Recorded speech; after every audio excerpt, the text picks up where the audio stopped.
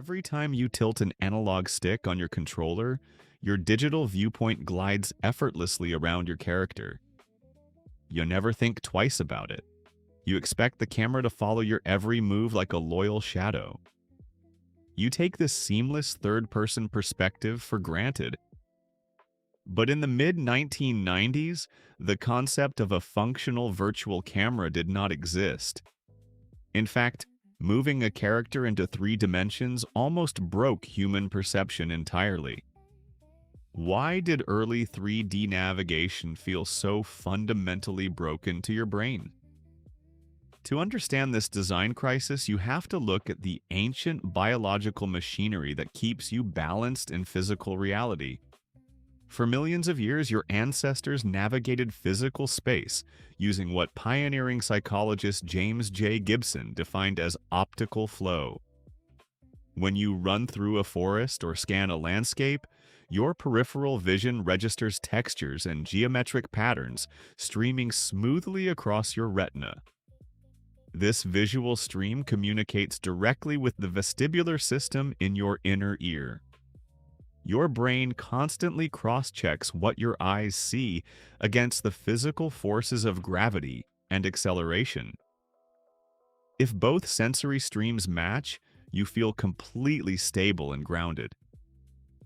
In the mid-1990s, the video game industry attempted a massive technological leap from flat two-dimensional pixels to real-time 3D polygons. Engineers assumed that giving players an open three-dimensional environment would feel intuitive. Instead, they hit a catastrophic perceptual wall. In early 3D prototypes, virtual cameras were programmed as rigid mathematical points attached to a coordinate grid. When a character ran forward, the camera snapped violently behind them. When a player jumped or turned a corner, the camera clipped straight through solid stone walls, spun upside down, or collided into invisible boundaries. Test players experienced acute nausea, cold sweats, and severe spatial disorientation within minutes. Dr. Thomas Stoffregen, a leading researcher in postural control and motion sickness, demonstrated the neurological cause behind this physiological reaction.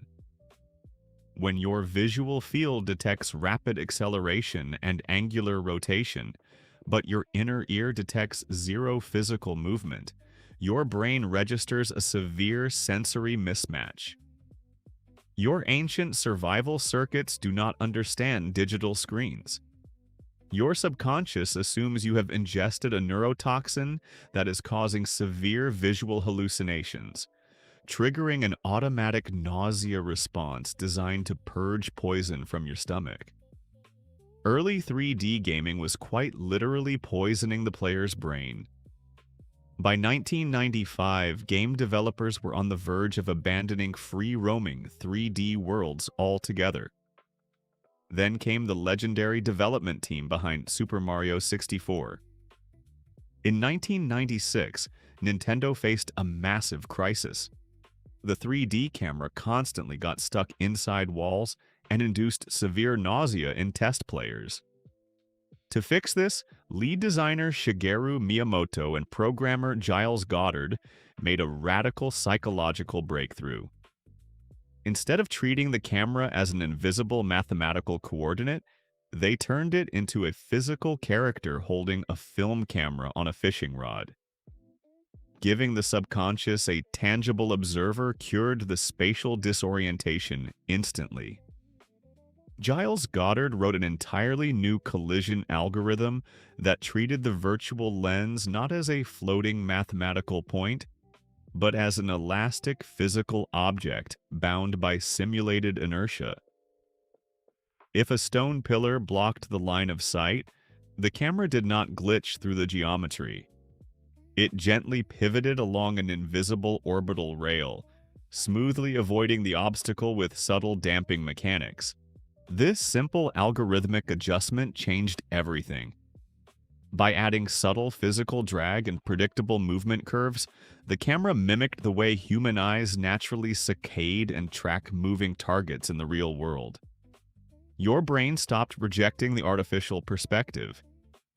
Your motor intentions on the plastic controller synchronized perfectly with the visual feedback on the screen. Cognitive philosophers Andy Clark and David Chalmers later formalized this phenomenon as the extended mind theory. The idea that the human mind does not stop at the boundaries of your skull, but actively incorporates external tools and digital interfaces into its biological cognitive map. When a virtual camera behaves with predictable physical logic, your brain ceases to perceive the camera as an external machine. Your neural pathways adopt the digital viewpoint as an organic extension of your own ocular system. Have you ever wondered why you can play a modern open-world game for hours without feeling the slightest hint of motion sickness or disorientation? It is not because the hardware got faster or the graphics became more detailed. It is because every modern third-person game is built on the invisible psychological scaffolding invented in 1996. Every camera system in modern gaming, from sweeping cinematic epics to competitive third-person titles, still uses those exact same principles of orbital tracking, collision damping, and visual anchoring. Game developers did not just solve a programming glitch in 1996. They engineered a profound biological bridge between ancient human vestibular perception and synthetic digital space. So the next time you tilt that analog stick and sweep your view across a virtual horizon, you will remember the invisible architecture behind your screen. You are not just moving a digital viewpoint around a character. You are experiencing the psychological breakthrough that taught your brain how to navigate a world that never existed.